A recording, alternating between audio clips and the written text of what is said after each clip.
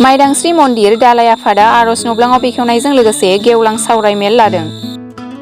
चिरां जिल्ला खुंग्रिं आन्चलिक बाथौ गौथुमनि सिङाव थानाय मोनसे समाव सनानि थुंग्रि आरो फैसानि थिंख्लि मोननाय सामथाइबारि गामिनि माइदांस्रि मन्दिराव दिनै मन्दिर सालायग्रा दालाइ आफादा बाथौ आरज खालामग्रा गंसे थानसालि बेखेवनानै लानाय जायो। लोगोसे आरज थानसालि बेखेवखांनानै मोनसे सावराय मेलबो लानाय जायो, जेराव गाहाय आलासि महरै बाहागो लायो चिरां जिल्ला बाथौ गौथुमनि आफादगिरि समाचरण औवारी आरो खुंग्रिं आन्चलिक बाथौ गौथुमनि गाहाय नेहाथारि साइन नार्जारी बिथांमोनहा।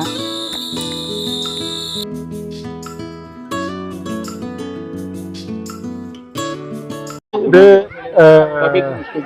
बोथोराव आंखौ गावखौनो गाव गोजोननाय मोनदों। मानो होनोबा बे माइदांस्रि बाथौ सिबियारि साबकमिटि बे माइदांस्रि मन्दिरा 19 बोसोर 20 बोसोरनि सिगाङावनो आलदा बाबै बेवहाय मोनसे धोरोमनि थावनि जानानै दंमोन। बेवहाय बाथौ मन्दिरा गैफायामोन।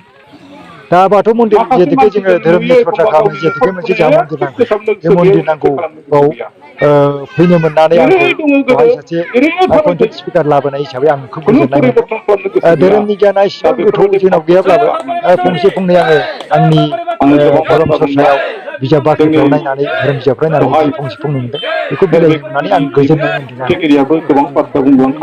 ओरैनो मोनसे धोरोमनि न'ब्लां बा मन्दिर थावनि बेफोरबायदि होनोब्ला बेवहाय माखासे आर्किटेक्सारफोरनिबो बाथ्रा फैयो। दा जोंनि बाथौ धोरोमारि हिसाबै बे आर्किटेक्सारफोरखौ जों थिग खालामना लानो हायाखै। जेनेबा जेला जों बुद्धिस्टफोरनि गुम्बाफोरखौ नायनाय लोगो लोगोनो बेखौ जोङो बुद्धफोरनि मन्दिर होननानै हमनो हायो। मुस्लिमफोरनिखौ नायदो, जेला बिसोर मस्जिदखौ जों नायो, नायब्लानो बे मस्जिद बै मुस्लिमफोरनि गोथार थावनि होननानै सिनायना लानो हायो। जेनेबा थिग बिदिनो ख्रिस्टानफोरनि चार्चफोरखौ नायब्लाबो जेला जों नायो अब्लानो बेयाव मोनसे आर्किटेक्सारानो बिसिनि आइडेन्टिटि जोङो धोरोम बाथौ धोरोम हिसाबै जों बेखौ दाबो गद खालामना लानो हायाखै। आरो खोब बाथ्राया जादों जेरैखि बेवहाय धोरोम बावखांग्रां जाबाय हिसाबै बेवहाय दा ओरैनो प्लास्टिकनि आइ आफाफ्रा थाखा फैसानि आंखालाव ओरैनो फिसा न' देरा हिसाबै लुनानै दङ। दा नंखायनो बेवहायनो आं सानदों उनफ्राव जिहेतुके बे मानसि सोदोमस्रि बे ओनसोलनि रायजो राजाफ्रा मानसिफ्रा सुबुंफ्रा बाथौ सिबियारिफ्रा जेसेबां थांना थानो हागोन, थानांगौ हिसाबै बेवहाय जुदि सर्ब बिजाबफ्राव आइ आफानि मददजों बा सोरबा सोरखारनि मददजों बेवहाय जुदि धोरोमनि थावनि न'ब्लां जुदि लुनांगौब्ला बे आर्किटेक्सारजों जोङो जाहाथे नायथावथाव, मानो होनोबा बे सोरगिदिं मिथिंगाजोंनो बुंफबनाय जायगा, मानो होनबा खाथियावनो खुंदेब बोहैनाय आराम माने गोग्गो गोथार बोहैनानै जुगामि बोहैबाय थायो। दा नंखायनो बेबायदि जायोब्ला उनाव दानि जेनेरेसनफ्रा गोमानायनि उनाव उननि माबाफ्रा जाय सिबियारिफोर जेनेरेसन फैगोन बिसोरो मोनसे बिखा फोरदांनानै गोरा खालामनानै गोजोननाय मोनहैगोन, बेखौ बादि नुयो आरो। ओंखायनो आं सानदों जिहेतु बे ओनसोलनि रांखान्थि अबस्थाफ्रा बारा मोजां नङा, गासिबो रायजो राजा बाथौ सिबियारिफ्रा आबादनि सायावनो निर्भरजोब। ओंखायनो आं लुबैदों सोरखारि अनसुंथाइनिफ्राय जों मिथिनाय बादिबा जिहेतुके जोंनि बिटिआर बा आसामनि माबायाव माखासे धोरोमफोर माखासे अनसुंथाइबो होनो साननाय रायलायनाय जों खोनादों। बेफोरखौ जुदि मदद मोनोब्ला बे ओनसोला एसे उन्नति जागोन आरो बेखौ जों ओनसोलनि बासिन्दा हिसाबै ओनसोलाव थागिबि हिसाबै जों मिजिंथियो। माइदांस्रि दालाइ दुलाराय बाथौ गौथुमनिफ्राय गासै रायजो राजाफोरनिसिम गाहाम हामलायनाय जासिदों। दिनैहाय जों माइदांस्रि दालाइ दुलाराय बाथौ गौथुमा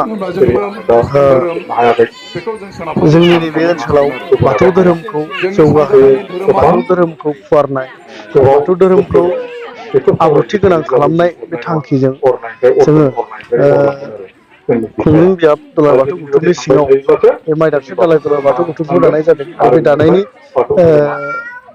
उनाव जों दिनैहाय जोंनि माखासे हाबाफारिखौ बा जोंनि धोरोम सिबियारिफोरजों जेब्लायबो लोगो मोनलायबाय थानो, मोजां गाज्रि गियानखौ हाबखुमानानै थानाय माखासे गियानफोरखौ गुबुननि सिगाङाव होनांगौनि थाखाय जों बेहाय मोनसे आर'ज खालामग्रा मोनसे थावनि जों खालामनाय जादों जोंनि माइदांस्रि मन्दिरावनो।